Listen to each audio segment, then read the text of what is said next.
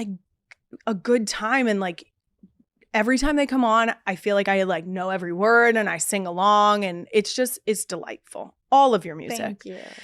Now, before we get into anything, this show is called Not Gonna Lie, so I actually have to call myself out for a second. I had Kelly Clarkson on the show, and I told her that she was the only Cowboys fan I'd ever have on. But now that you're here, I think we need to amend that. Just for the listeners, your mom was a Dallas Cowboys cheerleader. Yes. So I'm going to give a free pass here. Give me a free pass because I don't actually watch football. So what you're saying is you could be swayed. I'm not saying I could be swayed. It's in my blood, and it's like my family loves the Cowboys, and so therefore I, like grew up around the Cowboys. Perfect. And obviously, like, yeah, understandable. We're a Cowboys family, but I don't actually, and I've never watched the games. I can live with this. Kelly came on here like pulling stats, and I was like, hey. No, that's not me. Perfect. Okay. And what I will say is that I recently got, I don't know if it was a comment that tagged me or a DM, where someone was trying to figure out whether or not them watching the Dallas Cowboys cheerleaders show was sacrilegious for an Eagles fan. And I was like, I don't know. I don't know the answer to that. So maybe I feel like it's separate. Maybe you could weigh in. Okay, my opinion, there's so much history with the Dallas Cowboy cheerleaders. Like, and my mom like invested so much of her time and energy into that job, and that was like her pride and soul. And so like I feel like if you can appreciate the Dallas Cowboy cheerleaders for being amazing at what they do, I feel like you can separate it. You can separate it. Yeah. Okay, there it is. You can separate it a little. And with that, I say, go Birds. Because balance. It will not be me watching the Dallas Cowboys cheerleader show because it does still feel a little fucked up to me. But I'm gonna leave that one alone. Honestly, it is so impressive what they do. It's so impressive. And my mom would tell me stories of like how difficult it was to like be on the field in 110-degree weather and not being able – this was back in the day of like not being able to like have frequent water breaks or crazy things like that where it's like it's different now. They put her through a lot, but it was all in the best way. Like just hard work, They were out there being athletes too. Yes, exactly. Yeah. I can't do it. I'm not going to do it. You guys can do it though, because you got to respect the art. Like it really is. Like the performance of it is impressive. And that's not going to be me. Okay. Well, now that we have that figured out, I've been so excited to talk to you about your music because huge fan, like I said. Thank you. And we just got treated to even more music with your new dance pop album, It's Not That Deep. Yes. What is your personal favorite song from the new album? Kiss like is just so fun to me. And it like embodies what the album is, where it's like I'm not taking myself too seriously. I'm having fun with it. It's sexy, it's flirty. And so I think Kiss is probably like my favorite from the album, but I also love Frequency. I also love Ghost. Ghost was like an emotional moment, Let You Go. Like it's hard to pick a favorite when it's like picking your favorite child. It's like picking. I mean, I don't have children, so I can't say. But it's wrong for people to pick their favorite child. That's what I've been told. Right. I have 4 daughters. I've been told it's wrong to pick your favorite child. Nobody has favorites, guys. Depends on the day. Now, Sorry to Myself is. And that one too. That one's great too. I love that one. I love that one, and I also love the way that you've done it on TikTok because it just feels like so like it's every single time it pops up. I'm like, I'll go listen to it real quick. Oh, thanks. Because you have to scratch the itch. Is it true that you started writing this as a rock album and then switched it up? Yes. So when I first started working on this project, I was coming out of my last album. Holy fuck. Can you say that? Or should I just say holy? Okay. We say a lot of bad words. Okay. You say whatever the fuck you want. Okay. So I was coming off of my last album, Holy Fuck. And that was like, I was in my rock era and I was like, all right, let's go. And I was like, let's go even harder. Like, let's go even more rock with it. And as I started working on it, I was like in this relationship, very, very happy. And like, I found it really difficult to write happy rock songs. Like normally they're, you know, they're just like really emotionally driven. And here I am in this place in my life where I'm just like having fun and it's very lighthearted. And then, so I decided, I was like, okay, maybe I should switch the vibe. So I started trying on a few different genres and different sounds. And ultimately like what matched my emotions this album was the pop and dance sound that was it was just cohesive with what's going on in my personal life. And like, I'm having fun. I'm, you know, newly married. Life is awesome. And I don't really have anything to be angry about right now. And so I'm not writing, you know, music that's very angry. Sure. And it's just interesting how you think an album is going to start. When you think of an album and how it starts to where it actually ends up is really fascinating and something that I love about making music. And now you're taking this new album and all of your music on tour this spring. Yes. You can get your tickets now at demilovato.com/tour. How do you feel about one of your earliest stops on the tour, which is Philly? How do I feel about it? Yeah. I'm excited. Are you? I have great memories in Philly. Oh, good. Yeah, I ran the stairs like Rocky. Yes. Like I've perfect. done that.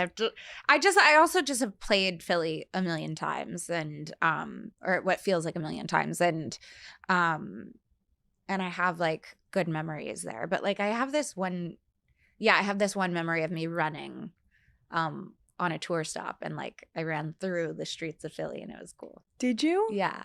Because Philly's a great place to go, and everybody knows that. You know what I'm dying to have is like a really good Philly cheesesteak. Perfect. Okay. So tell me where to go. Angelo's is where you need to go. Okay. Angelo's is like the current, if you look it up, everyone's saying that Angelo's is the front runner. Okay. It's Good very, to know. very good. And I feel very strongly about this, that you might like Angelo's. Okay. I'm going to try it. Please do. I'm Their going to try pizza it is when I also go delicious. on tour. When Perfect. I'm there. Yeah. Okay. You tell me. I'll meet you there. Okay. Do you want to come to the show in Philly? Try to stop me. Yes. Yes, absolutely. Awesome. Oh, 1,000%. Oh, good. That'll now, be fun. what can we expect to see on this tour? Definitely a big show. And songs from my newest album, It's Not That Deep, but also songs from my catalog that are older. It's about having fun. I want to have fun. And we're at the fun process, right? Like the fun part of the process where it's like we have a blank slate in front of us and, you know, I have yet to see what the stage is going to look like. I have yet to see what my outfits are going to look like. And like the collaboration process in all of that, you know, working with my incredible stylist and creative director. And like, so I have yet to like, I don't have any inside scoop, but what I can tell you is that I'm bringing Adela on the road with me. And she is just so talented. So like I heard this quote that was like, she's your favorite pop star's favorite pop star. And it's so true. She's just so cool. Yeah, I'm so excited. Well, speaking of performing, I was just watching you absolutely crush it on New Year's Rockin' Eve. Thank you. Out of all of your songs, do you have a favorite one that you like to perform live? I love doing Cool for the Summer.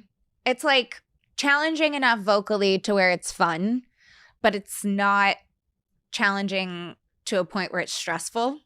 So like there's no like crazy super high note like in Sorry Not Sorry where I'm like, oh God, am I gonna hit it this time? Yes. It's kind of like hard enough to where it's fun to sing, but it's not stressful. And so I love Cool for the Summer. And then I also just have like so many good memories to that song. And so it's just so fun. Now, we mentioned Kelly Clarkson earlier. I actually asked her. I love Kelly Clarkson. Don't worry. We're going to get there because I heard that your email address was littlekelly@yahoo.com. Yes. Is that true? Yeah. Well, the little was spelled with D's because little Kelly was already taken. Sure. So it was little Kelly, but I was so obsessed with Kelly Clarkson when I was a kid that I made my email address Little Kelly. Yeah. I love that so much. Does Kelly know that happened? She does. Yeah. And how does she feel about that? Because I feel like I think she's flattered. Right? Yeah. I was on her show and I told her when I did her show. And then I recently saw her for Rock and Roll Hall of Fame. And I told her again and she was like, I know you told me. And I was like, okay, I'm just making sure you know because I'm obsessed with you. And Now, one of the things that I asked Kelly, which brings me to you saying like the challenging vocal songs that you have. I am not musically inclined whatsoever. And I just want to know how it feels deep in your soul when you hit the note that you like a really challenging song, when you hit it and you fucking nail it.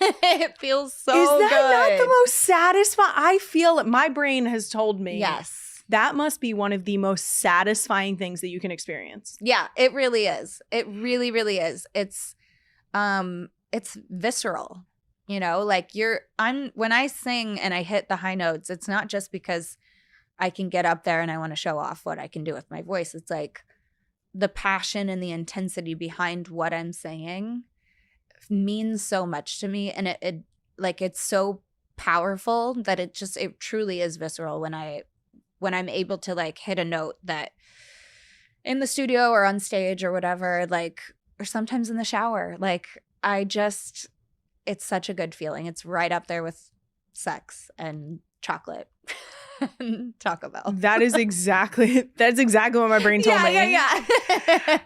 Do you give yourself goosebumps? No, I don't think so. I think like have other people given you like when you listen to other people, have they like a Kelly Clarkson when Kelly hits a note? Yes, definitely. I think for me, I'm so critical of my performances and even like my recordings, I would say that like I'm so critical it's hard for me to take myself out of that perfectionism to enjoy what I'm doing vocally. Sure. Don't worry, we're all getting goosebumps for you. Thank you. Now you've sang with some absolutely amazing artists throughout your career, Christina, Ariana, Sam Smith, to name a few. Do any of your duets or collaborations stand out to you? I would say my favorite collaboration that I've ever done would have to be Fall in Line with Christina Aguilera, because Christina is like Kelly Clarkson to me, and she was one of my biggest inspirations growing up, and every time I karaoke I sing her songs. And do you have a favorite? What's the go-to? There's one called Keep on Singing My Song, and I thought for sure you were going to say Genie in a Bottle. No. This one's like got this long note at the end, and it's really fun to sing. I never get to sing it unless I'm doing karaoke or if I'm in the shower. But I just like, I really value that collaboration because it just means so much to me. That's so much power in the collab. It's not even funny. Well, speaking of collaborations, I feel like I can't fully transition into 2026 until I talk to you about one of my favorite moments from 2025, which is when you made a surprise appearance at the Jonas Brothers concert. Oh, yeah. Holy fucking nostalgia. We actually have the clip. This dream right inside of me. I'm gonna let it show. It's time to let you know, to let you know. This is real, this is me. I'm exactly where. Now, how excited were you to do this? I was so excited. Did you know that it would take over the internet the way it did because I had a feeling. I don't know. I always get worried because my algorithm is based on what I watch, right? My generation. I kid you not. It was every single it was like 6 deep before I got anything else, and then it went right back to it because my algorithm knew what I wanted to see. Oh my God, you're so sweet. What was the best part of it? Was it like the eruption of the cheer? The eruption. Was it? Yeah, definitely. God, was it so good? It was so loud. It was so fun. As it and should have been. Everyone was just like, everyone was going crazy. And I think we all shared that same enthusiasm for the performance because for the Jonas Brothers and I, it was getting back on stage for the first time together in however many years. It was really nostalgic for us as well. And so, hearing the crowd erupt with enthusiasm the way that we were excited to perform it just felt right and was really rewarding. That's so cool. And the real ones know when it comes to TikTok, I always say you got to run to the comment section. So I got to shout out the top comment with 639,000 likes. All we're missing, and it is the Disney knees. Yes. Or the Disneys, if you will. The Disneys. For anyone who is unfamiliar with this phenomenon, can you explain to them the Disney knees? The Disneys, I can't explain it. I just have to do it. No, it's like when you're standing up and you're so excited to be on stage that your knees collapse into each other. And that's all I can, that's the only way I can describe it. Yeah. That's so good. My knees glitch. Now, circling back to that concert, the eruption of cheer and everything, but I was also talking to Ed Sheeran about the idea of which artist would be considered a cheat code for the loudest crowd in their hometowns. Is there anyone that you can think about? I said, Ed and I agreed, bringing Eminem out in Detroit would be like, oh yeah, cheat code. Cheat code. Who would you think? When I think of like the loudest crowds, I think of Taylor. Like she'd probably have the loudest crowd on her. That one's easy. And you so put Taylor in Philly, we're gonna be loud. Yeah. Is there anyone in Dallas that you think besides you? Besides me. Maybe Beyonce in Houston. Oh, Beyonce in Houston, duh. Yeah, definitely. I'm trying to think of. I feel like the artists who sort of rep their hometown really hard are the ones who would get like the biggest. Yes, of course. I just thought of an artist. Please, Bad Bunny in Puerto Rico. That would be the loudest crowd. That would pop off in a way that I cannot. I want to see that. Right? I mentioned this earlier, but I absolutely was a Disney Channel kid growing up, and I've seen Camp Rock a couple times. I also love the Princess Protection Program. I think that was very underrated, and my girls have watched it once, and they're very young, but they just loved the suggestion of like, we'll be princesses. Yes, sure.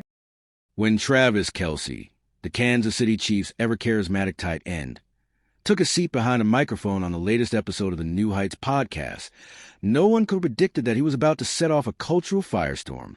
The usual banter between Travis and his brother Jason was already in full swing when Travis, unable to contain his excitement, leaned in and dropped the news that would ripple through both the sports and entertainment worlds. His fiancée, global superstar Taylor Swift, would be performing at the Super Bowl in San Francisco. The words barely left his mouth before the impact was felt far beyond the podcast studio.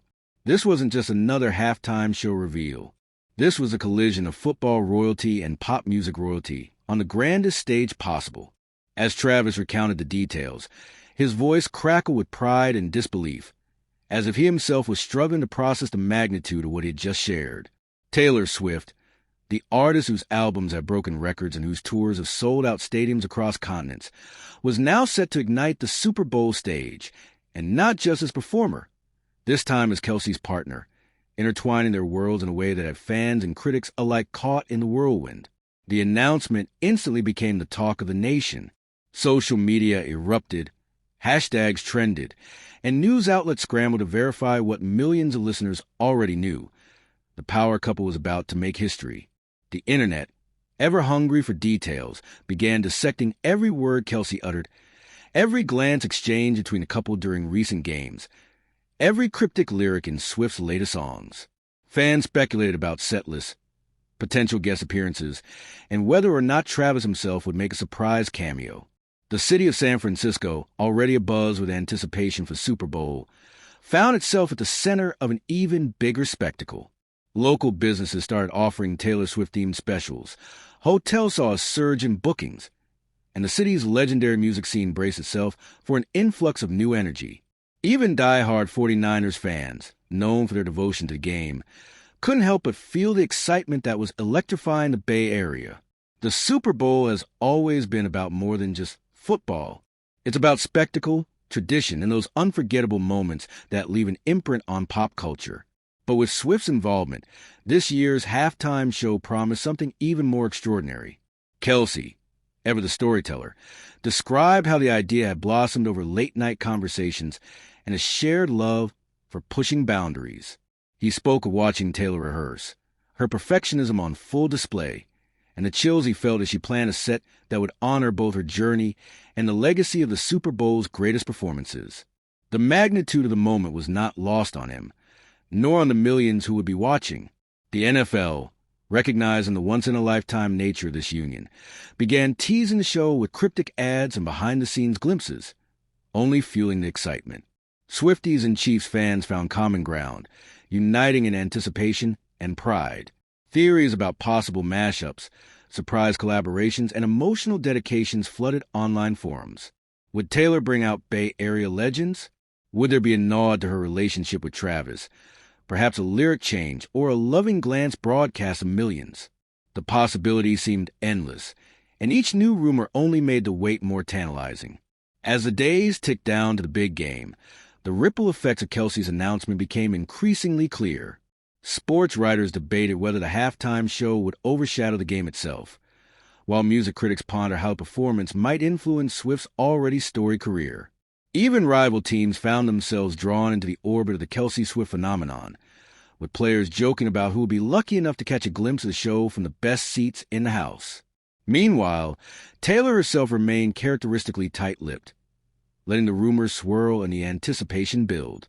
Her silence only heightened the sense of mystery, leaving fans to imagine the grandeur and intimacy she might bring to the stage.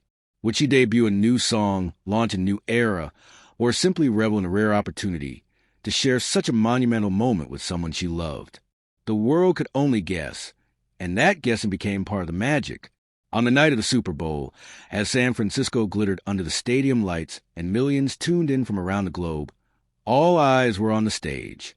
The energy was palpable, a mix of adrenaline and awe, as the world of sports and music converged in a way that felt both inevitable and entirely unprecedented. When the lights dimmed and the first notes rang out, it was clear that this was more than a performance. It was a celebration of love, ambition, and the power of two extraordinary people daring to share their moment with the world. Through Travis Kelce's excited confirmation, the world was gifted a story that transcended touchdowns and chart toppers, reminding us all why we tune in, why we cheer, and why, sometimes, the most unforgettable moments are the ones we never see coming.